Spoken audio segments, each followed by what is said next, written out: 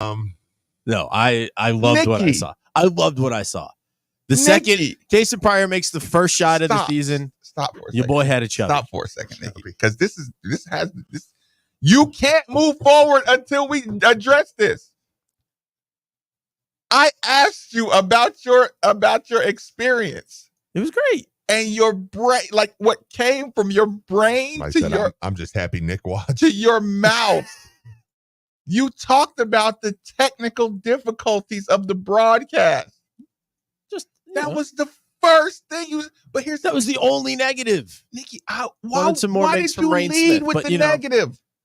Why did you just do that? We just thought you were one of us. I am one of you. Disappointing. I was catching strays on Twitter because of it, so I'm a little salty. It's just disappointing to know that you went straight to the wrong, like you went straight. The happiest night Louisville fans have had in a long time, and you were like, "Well, let's find the one thing." I have to learn how to be happy again. I'm sorry. I'm learning. I'm a work in progress, like all of us. My God. He went straight for it. I knew we were going to get that call today. Coming from inside the house. I knew that call was coming early, Steve. That's probably why I made sure we opened the phone lines right away. Because Nick said he'd rather be talking La Familia. People of Nikki's. Oh, that was getting mean. Are naturally unhappy. They streamed it for free, Nick. No, it was awesome. It was awesome. For free. It was awesome. I enjoyed it. Shout out Dan Furman. Shout out 502 Circle. Shout out Floyd Street Media.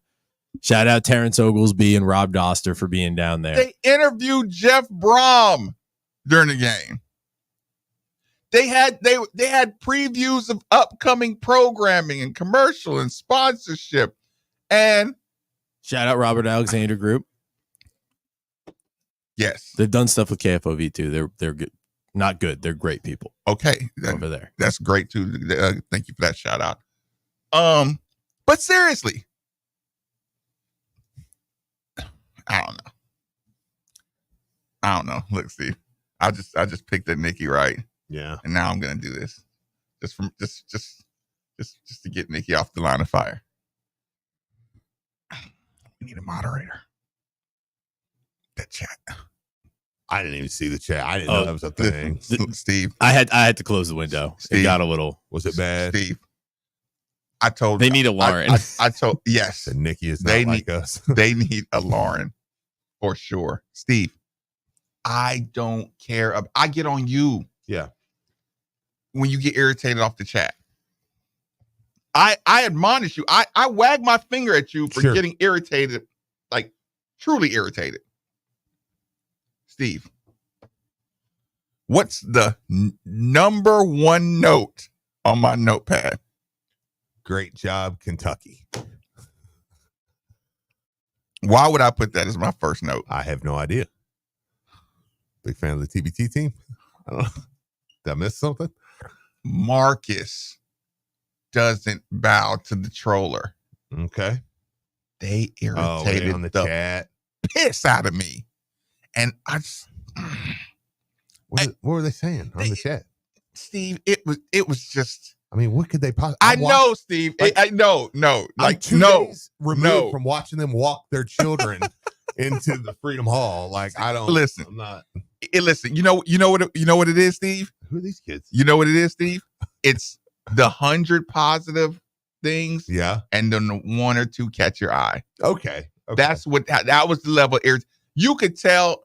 Look, have you seen the commercial where the guy's like, he has like phones and computers in his room? Yeah. And all he does is go try to trigger somebody. It was just a couple trigger men, but they were doing a great job. Well, they helped us because they wanted 10,000. At one point they had 15,000 in there watching. So shout out to you guys. Appreciate it. But all seriousness, that lasted 90 seconds. Well, yeah, because, and for one, they don't troll if they didn't turn on there and go, dang, it looks pretty good. You guys suck. Yeah. Totally. I really, listen, Floyd Street Media, good job, debut. It was a good job for a debut, like I said. And I almost got irritated with some of the night show people. I'm like, do you know how easy it is to hit a button? Like, Drew's been doing this forever. Yeah. He has to be, somebody has to let him know, hey, Drew, someone's hot. You're talking to the mic. He goes, jeez. Yeah. No, yeah. A little grace here. No, and I will say, I mean, I thought it was like when you go back to the Puerto Rico games, man, it was like watching a cell phone video that had terrible service. Just stop in the middle of the game, all this stuff. Freeze frames. Yeah. It was last night was just commercial breaks where you can hear the game over the commercial. The visual was just flawless, man. Yeah, they did. Like I said, they did a great job. Like I said, if that's your first, product, good job. Yeah, it was awesome. Okay. Big picture, Steve. The build up, the anxiety before the tip off. Just kind of go through what do you remember about? Because here's the thing, you want to remember this. Yeah, you want to remember the first time you saw him play. You want to remember where we started. Oh, yeah. You want to have a good. Okay, so kind of take us through how you were feeling leading up, like those couple of seconds leading up to the game. Oh, I mean, I said it to you. I said if it wasn't for rivalry, I wouldn't care about the score at all. Like, really wouldn't. I want to see. We talked about this yesterday in the second hour. Said, look, I want to see how they're getting shots, what they're doing, that type of stuff. But I mean, I figured we would win. Now, next game, Calgary they're a good team. I mean, I'm going based off what you're saying, but they were like, the Bahamas select team. Can you imagine if Sweeney's here and he was listening to you say that? Oh, God. Can you imagine if Sweeney and Cal, which one are we happier that took their talents to another market? Listen, yeah. I guess he's on my break because I just saw his tweet put out, but just that comment you said, you was like, Calgary is a team. Yeah. He'd be get no joy. He'd be writing notes on Steve. Oh, he would be in a torture chamber today because how just happy everybody is. Okay, I'm listening. But yeah, I mean, Calgary, they're a team that play together. They have a pro on the team. Like they play together. So that's going to be more of a well-coached team. Whereas the Bahamas, you could tell they had athletes, but they got together a week ago, they don't play together. But yeah, I mean, so I wasn't worried about that part of it. But I wanted to see, and this isn't just hindsight because that's the good thing, but I wanted to see how do they move the ball? How do they? Okay, stop there. Yeah, stop there. Yeah. How do they move the ball? Now, next, godlike excellence. Yeah, next hour is going to be grading. Yeah. But just kind of go into look. Use your newfound Lieberman knowledge. Yeah. And address that to the ball movement. It's weird, man. You spend a month with that guy at practice. You watch basketball a whole different way. Like I almost forget I'm watching a game sometimes because I'm just watching motions and I'm watching like, we do that. Okay, we do that. I'm like, oh, that's where that comes from. It's just insane. But man, just in the way that they pass and feel. And it was like every time you're like, here's what I love about our team. Okay, this is the best way I can give it as an analogy. Every time you think that was the perfect pass, there's one more. And you're like, oh, there's one more. Like last night they had a play where it was over on one wing. He swung it, boom, cross court. Because you never throw a pass up to down. You want to throw them down to up. It's just whatever. But anyways, it was you're like, oh, baseline, perfect. And then there was one more. And it was a wide open three in the corner. It was like, oh my God. I didn't even realize there was one more. Like they just move the ball with excellent precision, man. And they're willing to, because that's a big deal. That's okay. If we just leave it at passing, right? Everyone except for that no look from Terrence Edwards. Hey, real quick, I don't mean to interrupt you, but I have to read this text. Okay. It says, been on tour with a friend. I've watched y'all show in 9 different cities every morning, even on the West Coast. Much love. Go Cards. That's awesome. That's great. Thanks for telling. Appreciate Thank that so much. Yeah, I couldn't let that one go by. That's amazing. That's awesome. That's incredible, man. Okay. There's a difference okay, there's willing passers. Yeah. Right? There's willing passers and there's expectation, like anticipation. I'm moving to my spot because I know you're going to find me. Sure. If I'm here. Sure. So you move with an expectation of receiving it. Mm-hmm. So it's not just the pass that's good. It's the anticipation to be at the right spot, to be available for you to pass it when you get there. Yes. Like if I see you busting it to get to the free throw, 38 assists. That's awesome. If I see you busting it to get to the free throw line, I know the help. I know where your help is coming. I know where to fill. So it was so, there was no thinking in the passing. Or wasn't much thinking. I like when when you don't have to point out. If your big man runs the floor, get him the ball. Because they all run the floor. You know what I'm saying? Like, that's not if Kaysen runs the floor, you better give it to him. You know, because like that's always as a big man. That's kind of what I was saying. There was an expectation. Just do that. Yeah, there was an expectation. You don't find yourself going, oh man, you missed him over there. You know, there's not a lot of, like you said, that was a lot of complimentary passing. I was thinking about Coach Davenport during, like, Coach Davenport is like, he would I'm paraphrasing, Coach. He'd say, every time you say his name, he'd say, like, as soon as you catch the ball, you either shoot it, or pass it. You know, right there, you should be doing something with it within a second. You should have already saw it. Yeah, it was coming. Right. And you saw that a lot. Like, you didn't see him waiting for a guy to move or just. I mean, of course, a couple times, but for the most part. When the ball got to being passed around, it was.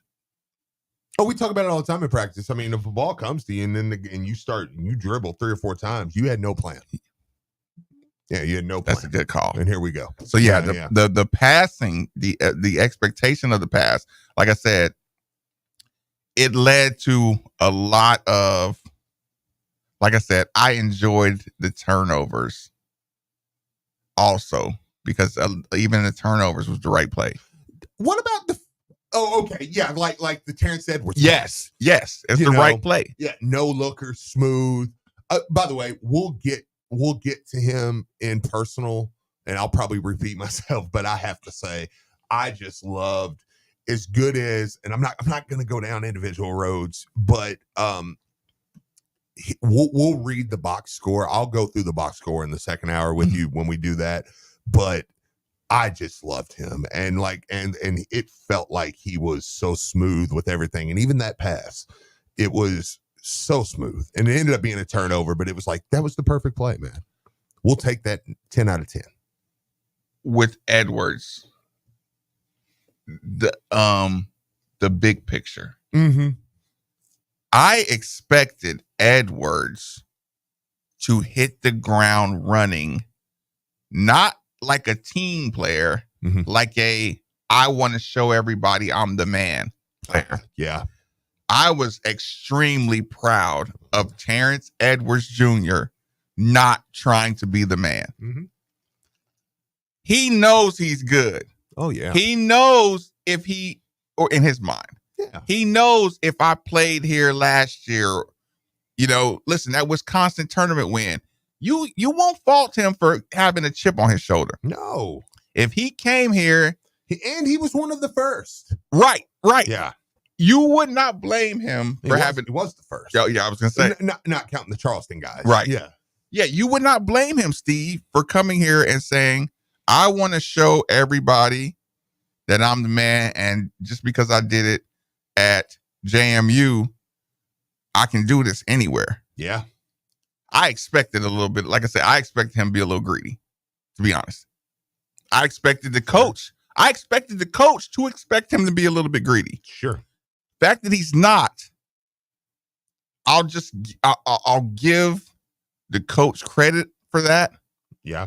By understanding, what your goal is here. Right. But I'll say, hey, if he's mature enough to, to not try to be selfish and just, it's like, Well, I guess it's 50-50 right now, but just I was happy for him. I was proud of the team.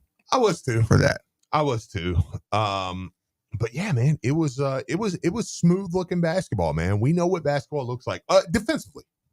Defensively. What Okay. I'll take the first point. Okay. Defensively. I was worried that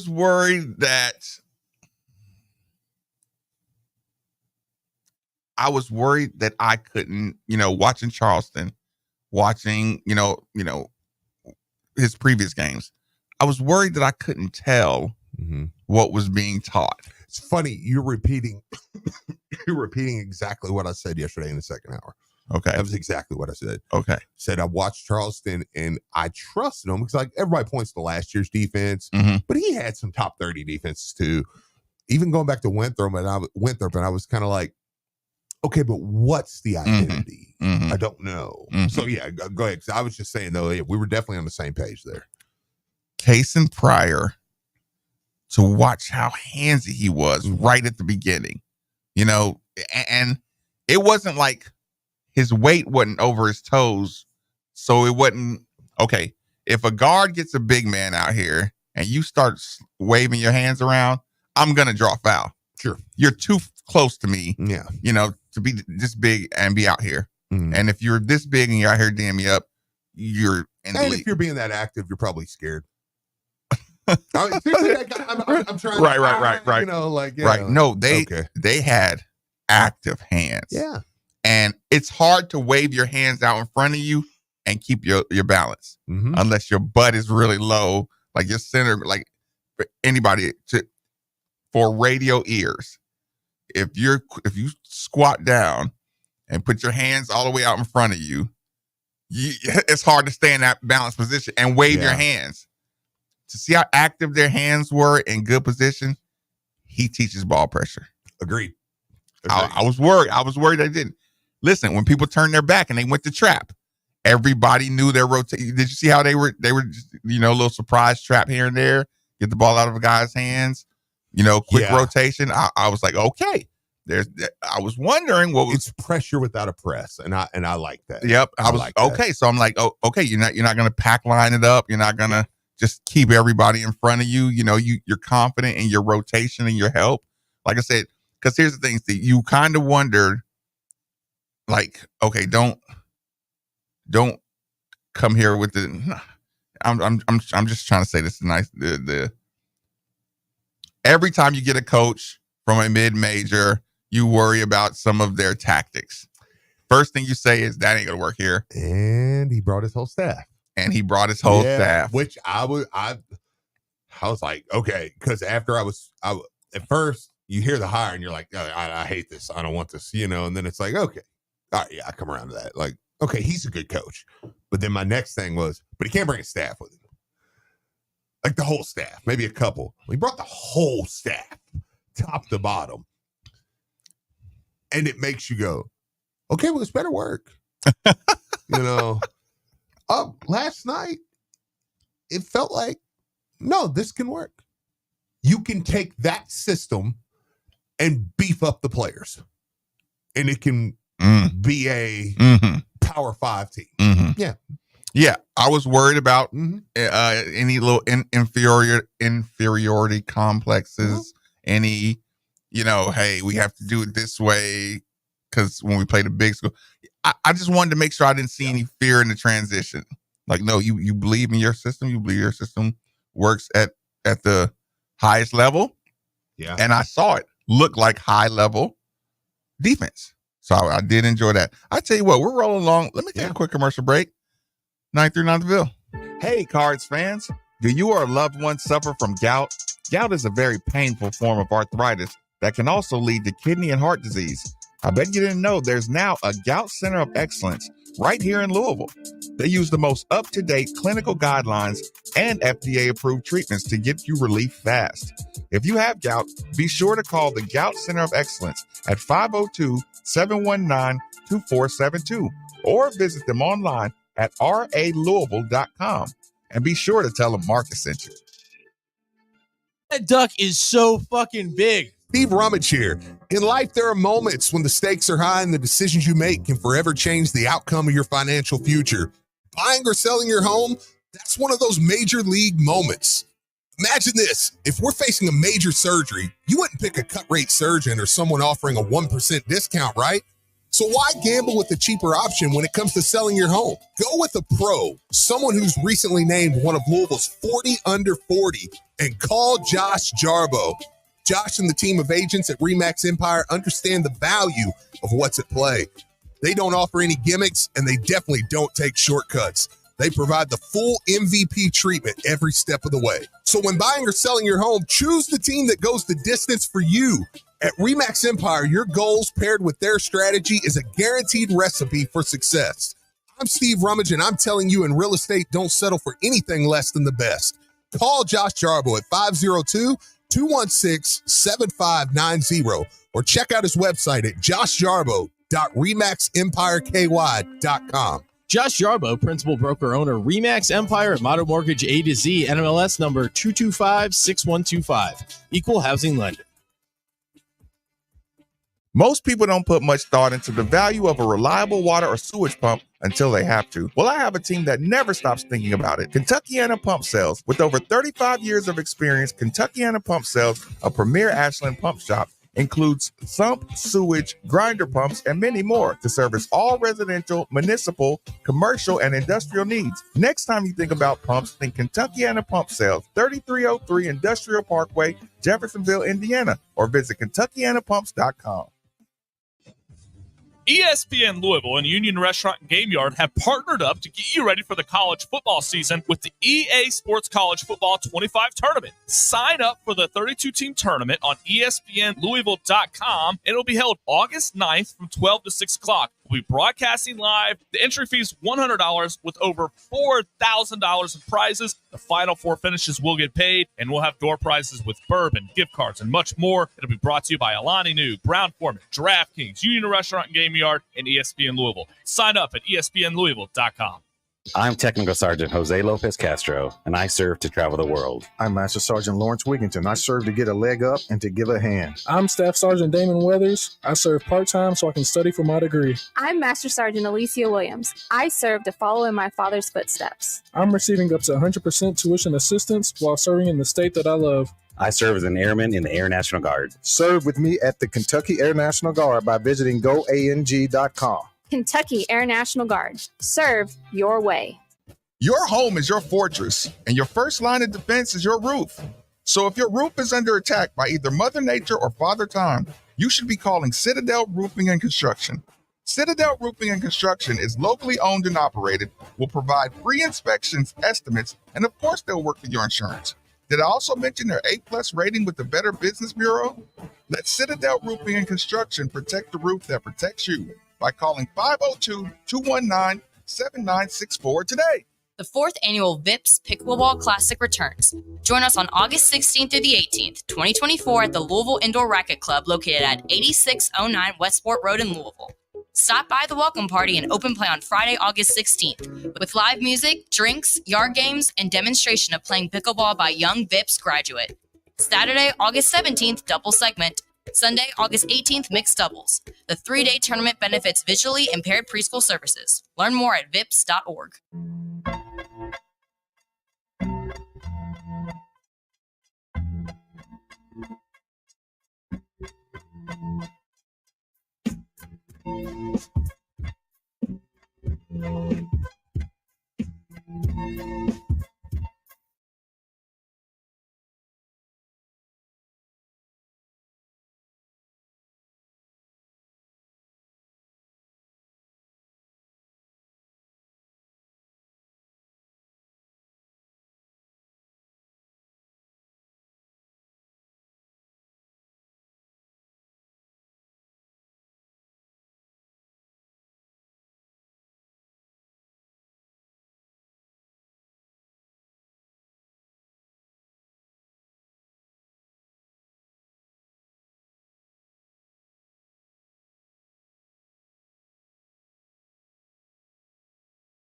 Simply dial 968-6222 or Look them up online at dfhcompany.com.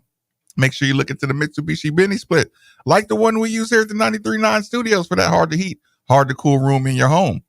Again, 968-6222, or look them up online at dfhcompany.com. Nick, I just sent you something. I need you to send that to Jeanette. No, dude, we talked about this. You can't. Come on, bro. No, seriously. It's not one of those. We already had that conversation. Those go straight to her now.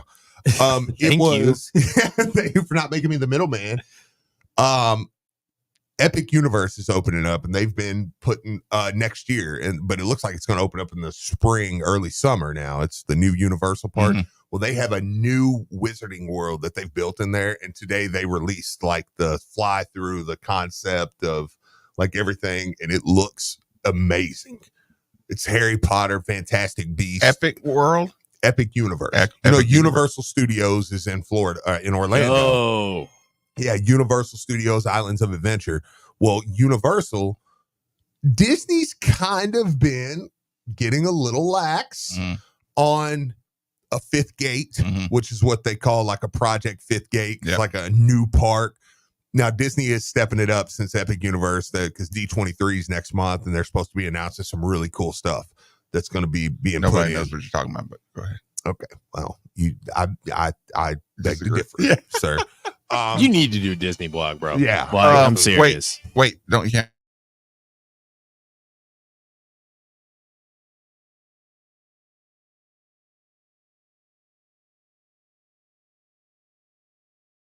Oh, this is fantastic. Yeah, but Universal is building a new park right now in Orlando. It's called Epic Universe. It's amazing. It's amazing. Somebody can say something going to kill you. It's got portals. Somebody's going to kill you. This is cool stuff. They're going to kill you. This is cool stuff. This is cool. I'm on Steve's side on this. They're going to kill you. Y'all suck. They're going to kill you. The team's probably going to lose the first round. He's just gonna go brat. Yeah. Just go. Either I get to talk to Disney, I get to talk Disney, or you meet. Okay. NIT. Let's see what what'd you just say? Huh? So we got the NIT. You got Kelsey? Yeah, with Doster. Yeah, I got you. I'd like to hear that really quick. What, after the game? Yeah. Okay. I'd like to hear his analysis. Bahamas Convention Center, where we just watched Louisville win 111-59 against the Bahamas select team. I got Pat Kelsey here with Rob Doster. What's your biggest takeaway from this performance, from seeing your team play for the first time? I think the biggest thing was just how we shared the ball.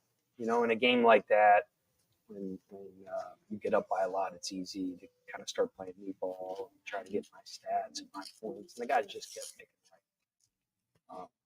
whatever we had, 43 field goals, we had 38 assists.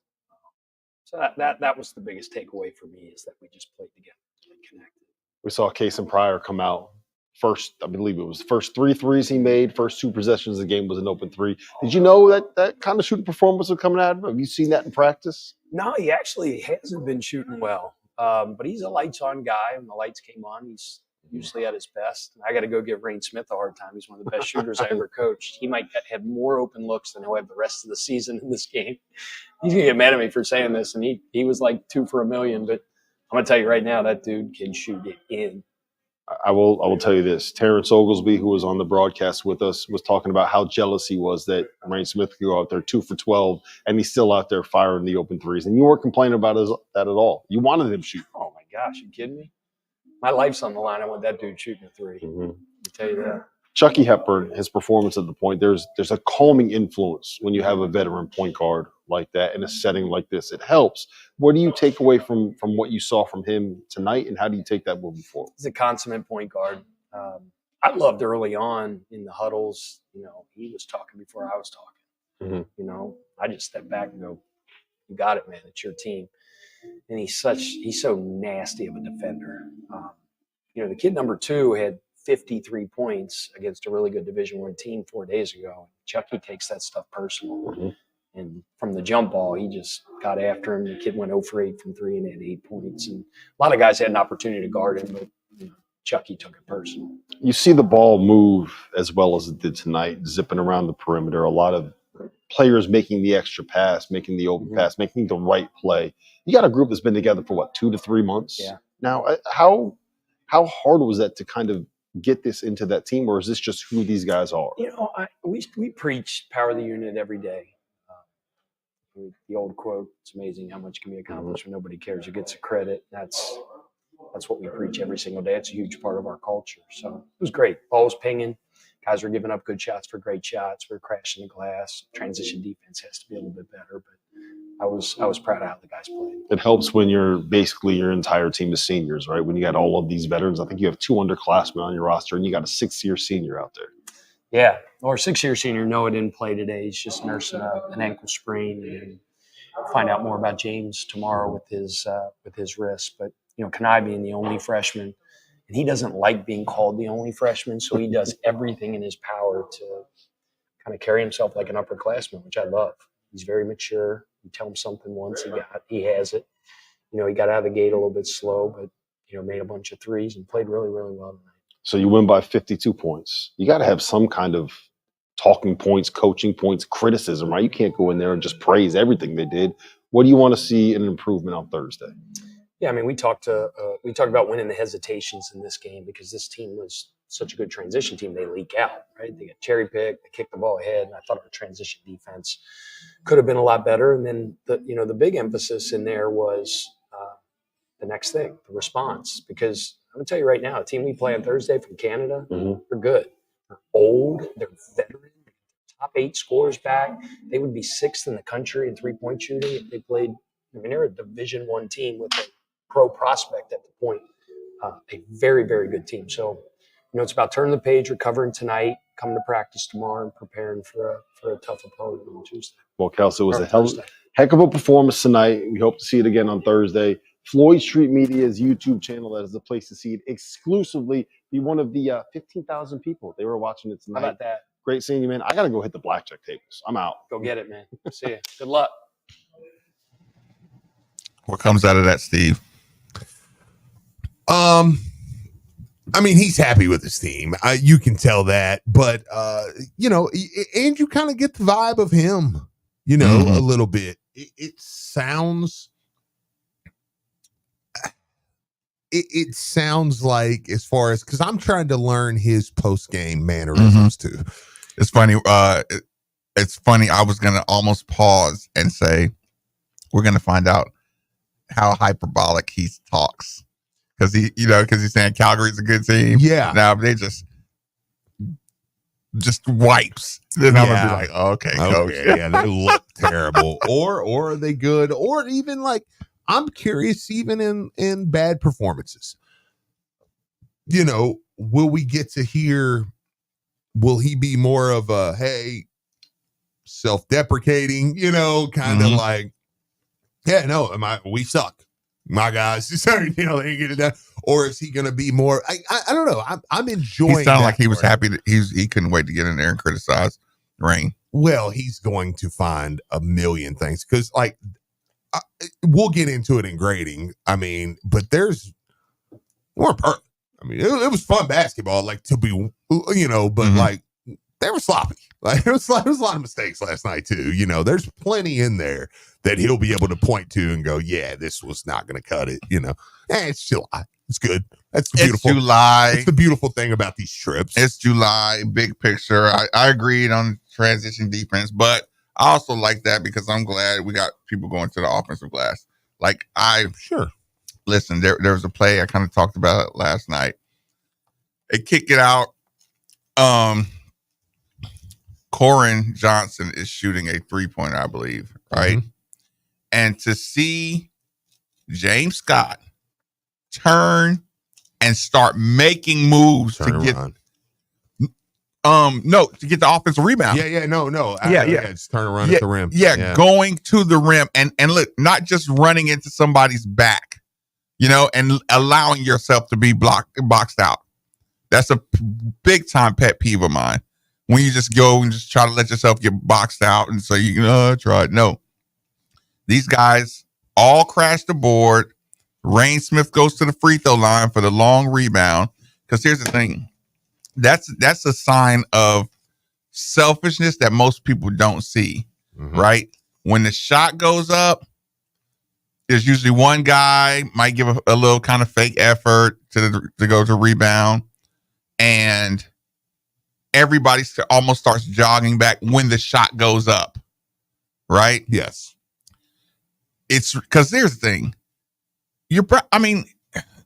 Honestly, when your teammate shoots the ball, you don't have a big time chance of getting a rebound. Most good teams, teams box out. Yeah. So you're attacking the glass probably with a 15% chance of getting the offensive rebound. 100%. And the way they attack the offensive glass, you're going to have like a 35% chance of getting the offensive rebound. Sure. It might lead to some runouts, and it's just saying the mentality, like, you're shooting it, I'm going to go recover the ball for our team instead of, well, you shot this one. I do love this texter. I know we got to get ready and go to break, but I do love this texter because I agree with him 100%. Kind of, for as intense as he is, he does seem like he really has it together. Like, he doesn't seem like, you see some of those coaches. Was it crazy like a fox? Yeah, like some of those coaches that, like, it just feels like even in their interviews, they're like, and it's like, okay, you might be a little too wild. Yeah. Like, you'll make mistakes and pressure. It's a controlled intensity. Yeah. Coach Kelsey in his press conferences feel like that.